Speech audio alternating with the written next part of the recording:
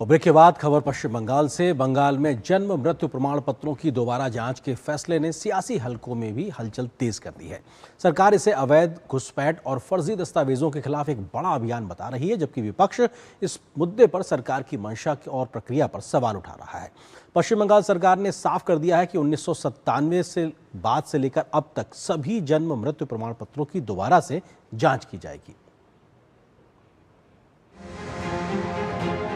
पश्चिम बंगाल में अवैध घुसपैठियों को मतदाता सूची से बाहर करने के लिए चले स्पेशल इंटेंसिव रिवीजन के समुद्र मंथन ने अब एक बड़े षड्यंत्र का पर्दाफाश कर दिया है। सालों से चला आ रहा जन्म मृत्यु प्रमाण पत्रों का फर्जीवाड़ा अब समाप्त होने जा रहा है। राज्य सरकार ने सख्त रुख अपनाते हुए 1997 से अब तक जारी सभी जन्म मृत्यु प्रमाण पत्रों की दोबारा जाँच का फैसला लिया है। मुख्य सचिव मनोज अग्रवाल ने गुरुवार को प्रेस कॉन्फ्रेंस में इस बड़े अभियान की घोषणा की। आपका किस किस डिस्ट्रिक्ट में डिजिटाइजेशन मैक्सिमम हुआ है 14 फरवरी 2025 से लेकर 28 फरवरी 2026 तक, मालदा, मुर्शिदाबाद, उत्तर दिनाजपुर ही में मैक्सिमम निकला।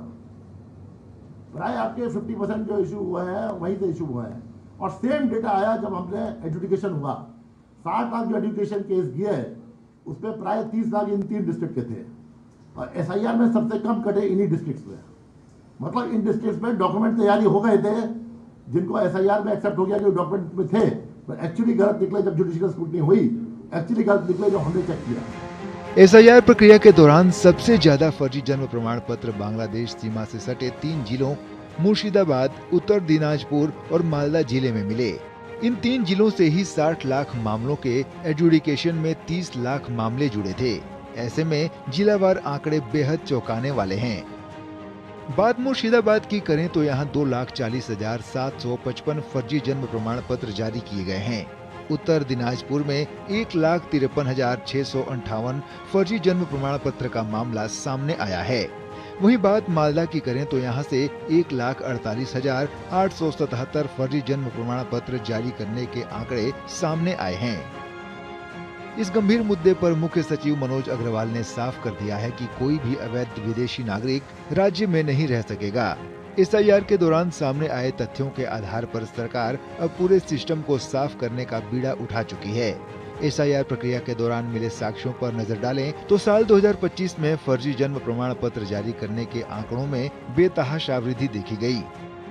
साल 2023 में 1,21,453 जन्म प्रमाण पत्र जारी किए गए। वहीं साल 2024 में ये आंकड़ा बढ़कर 3,81,591 पर पहुंच गया, जबकि साल 2025 में 10,45,451 जन्म प्रमाण पत्र जारी किए गए, जो एक असामान्य बढ़ोतरी को दर्शाता है।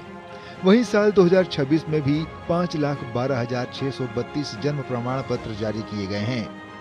इन आंकड़ों से स्पष्ट है कि कुछ तत्वों ने मतदाता सूची शुद्धिकरण से पहले बड़े पैमाने पर फर्जी दस्तावेज तैयार करने की कोशिश की थी, जिनकी अब जांच होगी और अवैध घुसपैठियों की पहचान की जाएगी।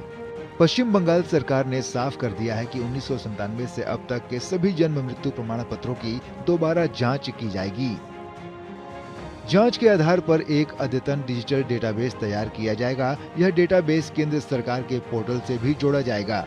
जिन लोगों के पास जन्म प्रमाण पत्र नहीं है, उनके लिए घर घर जाकर सर्वेक्षण किया जाएगा। सत्यापन के बाद पात्र लोगों को जन्म प्रमाण पत्र जारी किया जाएगा। सभी फर्जी और अवैध प्रमाण पत्र रद्द होंगे, साथ ही इसे रखने वालों पर कानूनी कार्रवाई भी की जाएगी। मुख्य सचिव ने साफ कर दिया है कि अब नगर निगम मेयर, नगर पालिका चेयरमैन या पंचायत प्रधान जन्म मृत्यु प्रमाण पत्र जारी नहीं कर सकेंगे। केवल अधिकृत सरकारी अधिकारी ही यह अधिकार रखेंगे। पश्चिम बंगाल सरकार का यह अभियान सिर्फ दस्तावेज सुधार तक सीमित नहीं है।